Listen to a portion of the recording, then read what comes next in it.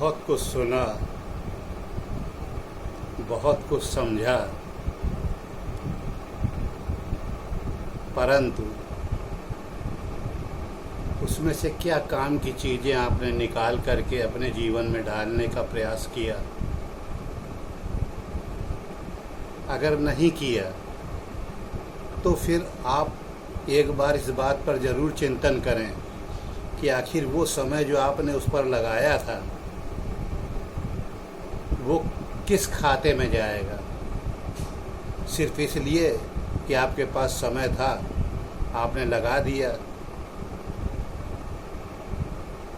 कुछ फ़ायदा नहीं लिया उससे आपने। प्रत्येक चिंतन का आपके अवचेतन मस्तिष्क पे बहुत बड़ा फ़र्क पड़ता है। अगर उस समय आपने उसको काम पे नहीं लिया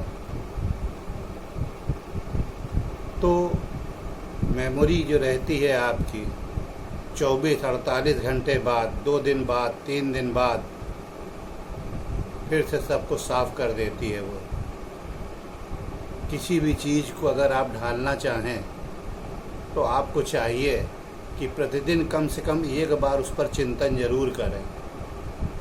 नतीजा ये होगा कि वो मेमोरी में बार बार रिकॉल हो करके, रिसाइकिल हो करके, प्रिंट हो करके आपके सामने आएगी और मेमोरी को भी ये पता रहेगा कि हाँ, मुझे इससे कुछ लाभ लेना है। इसका फ़ौज के अंदर बहुत ही अच्छा प्रयोग किया जाता है। जब भी वो खाली रहता है तो उससे कहा जाता है कि अपने असलहों को, अपने कपड़ों को, अपने सामान को फिर से निकाल के साफ़ करो और उसको देखो कि सब चीज़ लाइन पर है कि नहीं है। और फिर अचानक वो बैठा रहता है, पीछे से एक मैसेज आता है और उसको वैसा ही एक्शन करना पड़ जाता है। तो उससे क्या होता है कि उसकी प्रैक्टिस हमेशा बनी रहती है।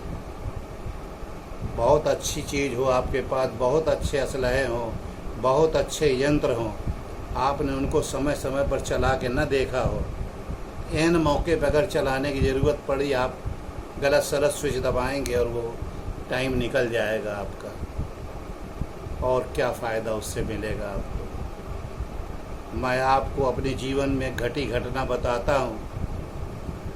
एक बार मुझे, मेरा मकान बन रहा था और उसकी दीवार टूटी थी। मुझे ये हुआ कि कोई अंदर घुस ना आवे दुकान में रात को, तो मैं अपनी गन ले कर के गया वहाँ पर, छोटी वाली पिस्तौल को, और ले जा कर के रात भर अपने सिरहाने रख करके आध जगह रक्षा करता रहा उस जगह की। सुबह जब चलने को हुआ तो मैंने कहा एक बार गोली को तो भर के देख लें। जब मैंने गोली उसके अंदर डाली तो गोली बैरल से उस पार निकल के गिर गई। मुझे बड़ा क्रोध आया कि ऐसी कैसी गोली मुझे दे दी जो बैरल से निकल के गिर गई। घर पे मैं जब आया तो मैंने जिक्र किया कि कैसी पिस्तौल और कैसी गोली मुझे टिपा दी तुम लोगों ने, जो उसके बैरल से उस पार गिर गई। तो सब लोग हंसने लगे, कहे ज़िंदगी में जब आप पिस्तौल को सिर्फ आँख से देखेंगे और गोली को आँख से देखेंगे तो आपको ये नहीं मालूम ना कि कौन किस गेज की है, कैसी बनी है, कितने mm की है।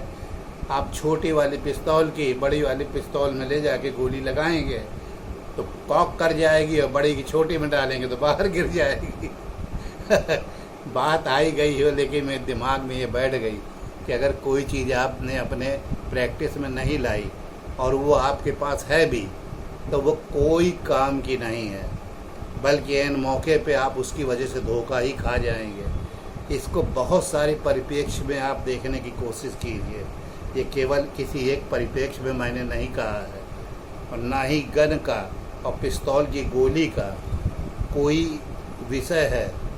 विषय सिर्फ ये है कि ये मेरे जीवन के भोगा हुआ यथार्थ है, ये कल्पना नहीं है। यथार्थ हमेशा यथार्थ ही रहता है। मुझे हमेशा याद रहता है, लगभग 20 साल हो गए आज का दिन है, कि कभी मैं किसी चीज़ को अगर लेता हूँ तो पहले 2 बार उसको चला के प्रैक्टिस करके तभी लेता हूँ।